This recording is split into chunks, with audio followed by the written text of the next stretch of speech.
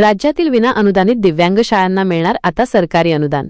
राज्य शासनाचा मोठा निर्णय। मुंबई राज्यातील कायम विनाअनुदानित आणि विनाअनुदानित तत्वावर चालवल्या जाणाऱ्या दिव्यांग शाळा, कार्यशाळा आणि वसतिगृहांसाठी राज्य सरकारने एक अत्यंत दिलासादायक निर्णय घेतला आहे। या संस्थांना आता अनुदान तत्वावर मान्यता देण्याची प्रक्रिया सुरू करण्याचे आदेश सरकारने दिले आहेत। यामुळे गेल्या अनेक वर्षांपासून अनुदानाच्या प्रतीक्षेत असलेल्या दिव्यांग संस्थांच्या कर्मचाऱ्यांमध्ये आनंदाचे वातावरण आहे।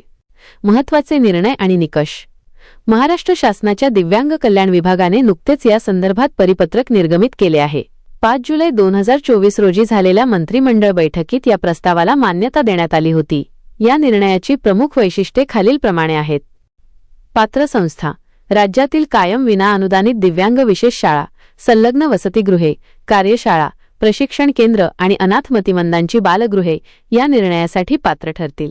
नव्याने मागणी नोंदवणे आवश्यक: ज्या संस्थांनी यापूर्वी अनुदानासाठी मागणी केली होती त्या जुन्या मागण्या 16 जुलै 2024च्या शासन निर्णयानुसार निकाली काढण्यात आल्या आहेत।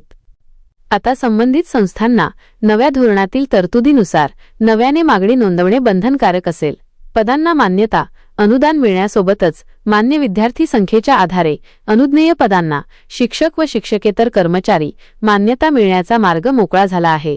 न्यायालयीन प्रकरणांचा निपटारा: ज्या संस्थांच्या संदर्भात उच्च न्यायालयाचे आदेश आहेत अशा प्रकरणांचा अहवाल आयुक्तांनी शासनाकडे स्वतंत्रपणे सादर करायचा आहे। अंमलबजावणीची जबाबदारी: दिव्यांग कल्याण आयुक्तांना या धोरणाची तात्काळ अंमलबजावणी करण्याचे निर्देश देण्यात आले आहेत।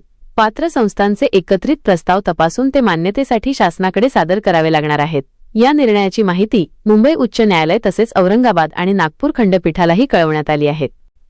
शासनाच्या या निर्णयामुळे राज्यातील हजारो दिव्यांग विद्यार्थ्यांच्या शिक्षणाला बळकटी मिळेल आणि विना अनुदानित तत्वावर काम करणाऱ्या कर्मचाऱ्यांचा आर्थिक प्रश्न सुटण्यास मदत होईल। व्हिडिओमधील शासन निर्णय व परिपत्रक आपणास हवे असेल तर ते आपल्या शासन निर्णय व परिपत्रक या टेलिग्राम चॅनलवर उपलब्ध करून देण्यात आलेले आहे।